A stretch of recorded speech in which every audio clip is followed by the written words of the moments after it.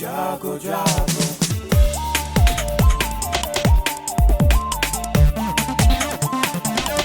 Radio जागो जागो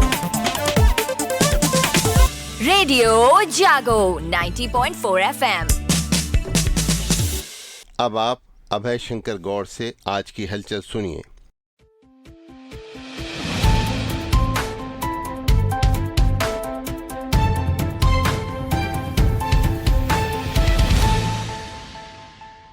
साल 2023 के लिए चिकित्सा के क्षेत्र में नोबेल पुरस्कार की घोषणा की गई है।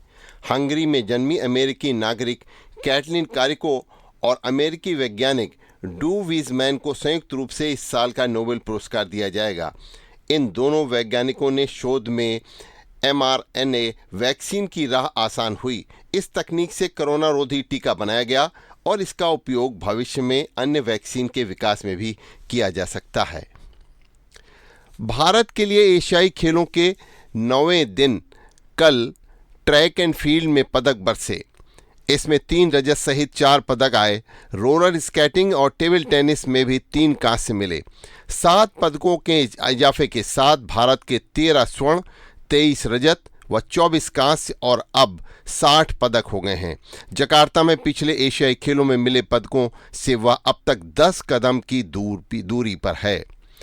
उत्तर प्रदेश के मुजफ्फरनगर की पारुल चौधरी और प्रीति ने महिला वर्ग में 3000 मीटर स्टीप चेल में क्रमशः रजत और कांस्य पदक अपने नाम किए हैं। अब आधार आधारित बायोमेट्रिक उपस्थिति दर्ज नहीं होने पर विद्यार्थियों को छात्रवृत्ति नहीं मिलेगी। उत्तर प्रदेश की सरकार ने वर्ष 25-26 से इस व्यवस्था को सभी शिक्षण संस्थाओं में लागू करने का निर्णय किया है। बायोमेट्रिक उपस्थिति को लागू करने के लिए संस्थानों को 2 वर्ष का समय दिया गया है। माध्यमिक विद्यालय के विद्यार्थियों की सेहत पर नजर रखने के लिए हेल्थ क्लब का गठन किया जाएगा। यहां विद्यार्थियों को समय समय पर बीमारियों के प्रति सचेत किया जाएगा और इससे बचने और निदान का परामर्श भी मिलेगा। प्रदेश शासन की ओर से संचारी रोग अभियान चलाया जा रहा है। जिले में 640 माध्यमिक विद्यालय संचालित हैं। इनमें 1,79,000 विद्यार्थी शिक्षा प्राप्त कर रहे हैं। स्वास्थ्य क्लब में समय समय पर विभिन्न प्रतियोगिताओं के माध्यम से विद्यार्थियों को संक्रामक रोग व अन्य बीमारियों के सचेत किया जाएगा। विद्यालय में अगर कोई बच्चा किसी बीमारी से पीड़ित है तो उसके सूचना निकटतम स्वास्थ्य केंद्र को दी जाएगी और क्लब के सदस्य बीमार बच्चे की स्वास्थ्य केंद्र तक पहुंचाने का कार्य भी करेंगे। डिजिटल क्रॉप सर्वे के काम में अब तक जिले में 70% घाटों की ई पड़ताल कराई जा सकी है, जबकि शेष घाटों की हो रही है।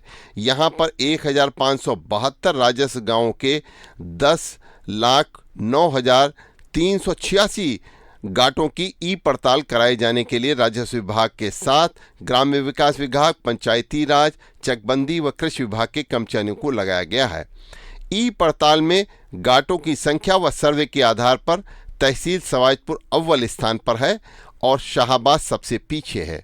राजस्व विभाग की ओर से फसलों के सर्वे को डिजिटल कराया जा रहा है।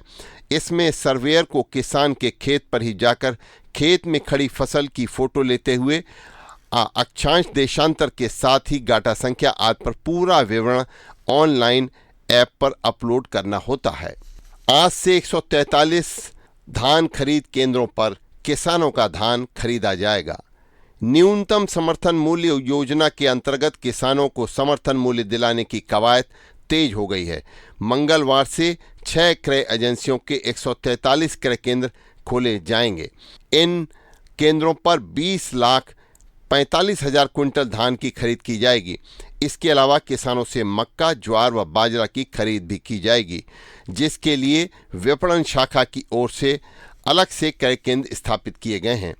इनमें विपणन शाखा के 42, एफसीआई के 4, मंडी के 2, पीसीयू के 44, पीसीएफ के 39 व यूपीएसएस के 12 क्रय केंद्र शामिल हैं।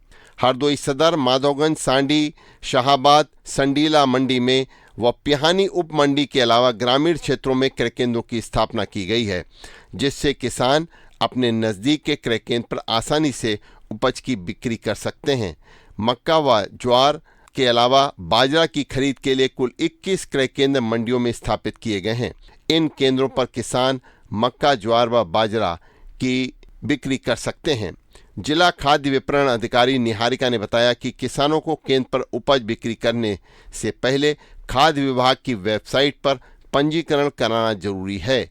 पंजीकृत किसानों से ही धान, मक्का, ज्वार, बाजरा की खरीद की जाएगी। जिन किसानों द्वारा पंजीकरण नहीं कराया गया है वह केंद्र पर अपने उत्पाद की बिक्री नहीं कर पाएंगे। लोकसभा चुनाव से पहले भारतीय जनता पार्टी की ओर से विभिन्न जातियों, समुदायों में अपना आधार बढ़ाने के प्रयास किए जा रहे हैं। किसानों के बीच भी पकड़ मजबूत करने की रणनीति बनाई गई है। इसके लिए प्रत्येक गांव में यात्रा निकाली जा रही हैं और परिक्रमा यात्रा में किसानों को सरकार से किसानों के लिए जो योजनाएं चलाई गई हैं उनसे जो लाभ मिल रहा है उसकी जानकारी दी जा रही है। किसान सम्मान निधि, MSP पर फसलों की खरीद, यूरिया की पर्याप्त उपलब्धता, अतिवृष्टि के दौरान किसानों को तुरंत मुआवजे का भुगतान सहित अन्य उपलब्धियों की जानकारी भी दी जाएगी। गन्ना किसानों को समय से जो भुगतान हो रहा है और निजी नलकूप के विद्युत कनेक्शन पर किसानों को 50% की छूट सहित सरकार के दौरान किसानों को जो सुविधाएं मिली हैं उनके बारे में जानकारी और जागरूकता उपलब्ध कराई जाएगी। राज्य राजधानी क्षेत्र SCR में हरदोई जनपद शामिल होने से हरदोई के सभी लोगों ने इसका स्वागत किया है। हरदोई के NCR में शामिल होने से विकास के तमाम कार्य अब होंगे। सुनियोजित विकास का मार्ग खुलेगा। सड़क, बिजली, पेयजल, इंफ्रास्ट्रक्चर समेत रोजगार सृजन के लिए उद्योगों की स्थापना को भी बल मिलेगा। लखनऊ के सीमावर्ती जिला होने के कारण हरदोई को पहले ही शामिल किया जा सकता था, लेकिन अब उच्च स्तरीय मानकों पर जिले में कई विकास कार्य होने के लिए रास्ता खुल गया है। नगर पालिका पिहानी के कुल्हावर तक करीब 8 किलोमीटर की जर्जर सड़क से लोगों को काफ़ी परेशानी हो रही है। सड़क लगभग पूरी तरह उखड़ चुकी है।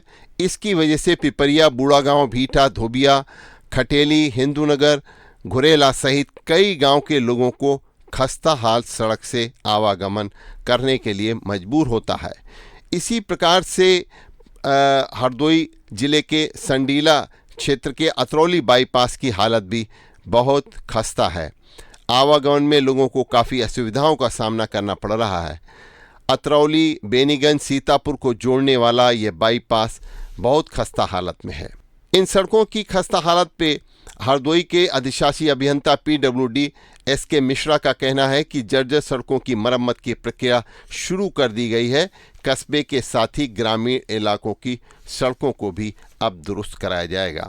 यह है रेडियो जागो 90.4 FM और आप सुन रहे थे हरदोई की हलचल अभय शंकर गौड़ से। सुनते रहिए रेडियो जागो 90.4 FM।